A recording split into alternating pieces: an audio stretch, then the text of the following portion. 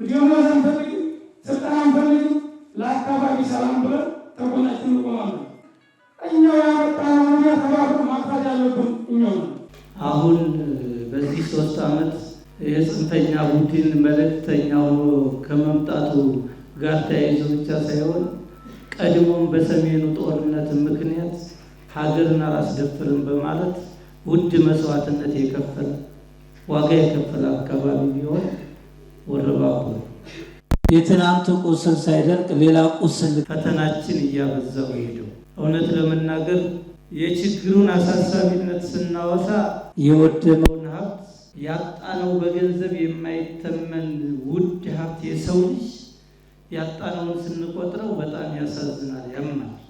ከዚህ በላይ እጅግ የሚያምና ውስብስብ የሆነው የተቃጠለው ንብረትና ያጣነው ሀብት ነገ ሰላም ካገኘን ሰርተን የምንተካው ስለሆነ በተለይ ለወረባቦ እና አካባቢው ማህበረሰብ አብዛኛው በንግድ ስራ ላይ ለሚሰማራ ሰላም ሲገኝ በአንድ ጀንበር ብዙ ነገር ማድረግ የሚችል ማህበረሰብ የጠፋውን መተካት በንብረት ቀላል ተደርጎ ይወሰዳል። ነገ ሰላሙ ከተገኘ በዚህ ሰላም ያጣነው የሰው ልጅ ስነ ልቦና በገንዘብ የማይታከመው በአጭር ጊዜ አገግሞ የማይመለሰው በቅዠት ውስጥ የሆነው ወጣቱ ትውልድ ነገ ሀገር ተረካቢ ህፃናት ማንነታቸው ተናግቶ ተወልደው መልሰው የማይተኩ ሞቱ እንዳንላቸው በአካል ያሉ በአስተሳሰባቸው ግን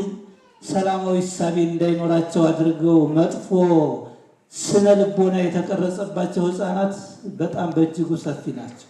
እነዚህን ስናይ ነው ስለ ሰላም በእውነት መመካከርና መፍትሄ ማበጀት ስላለፈብን ፈተና ማልቀስ ያለብን። የመልካም አስተዳደር ችግር አለ። ይሄን የመልካም አስተዳደር ችግር መፍታት ያስፈልጋል። ህዝብ ማዳመጥ፣ ህዝብ የሚያነሳቸውን ችግሮች እንደ አመራር እንደ መንግስት መፍታት እና ህዝብ ማዳመጥ በጣም ያስፈልጋል። የወረባቦ አመራሮችም እንድትወስዱልን የምንፈልገው ይሄንን ህዝብ አዳምጡ፣ ህዝባችሁ የሚለውን ነገር ስሙ፣ ህዝባችሁ ጋር መግባባት፣ ህዝባችሁ ጋር መነጋገር፣ ህዝብ ከሚያስከፋ ነገር መቆጠብ፣ ለሰላም ለዘላቂ ሰላማችን ትልቅ አስተዋጽኦ ያለው ነገር ስለሆነ በደንብ እሱን መመልከት ያስፈልጋል። በአጠቃላይ ከልማት አኳያ ያነሳችኋቸውን ሁሉንም እናውቃቸዋለን። እማላቀው የነበረው የዚህን የመጠጥ ውሃ አካባቢ የገጠመውን የትራንስፎርመር ችግር ነው። እሱን አሁን እያወራን ነበር። ከመብራት ኃይል ጋር ችግሩን ይፈታል። ካሳ ጉዳይ እናውቀዋለን፣ እስከ ብር መጠኑ እናውቀዋለን። በተለይ የፌዴራል መንግስቱ ጋር በባለፈውም ርዕሰ መስተዳድሩ ሰብስበው አንስተናል። በተወሰነ ደረጃ የከፈለው አለ፣ ግን ብዙ ያልተከፈለ ብር ስላለ እሱን እንደ አንድ ጥያቄ ይዘን ትግል እያደረግን ያለ ነው። የአርሶ አደሩ ጥያቄ ፍትሐዊ ጥያቄ ነው፣ መመለስ አለበት፣ እየተነጋገርን ነው የሚል ሀሳብ ነው ልመልስላችሁ።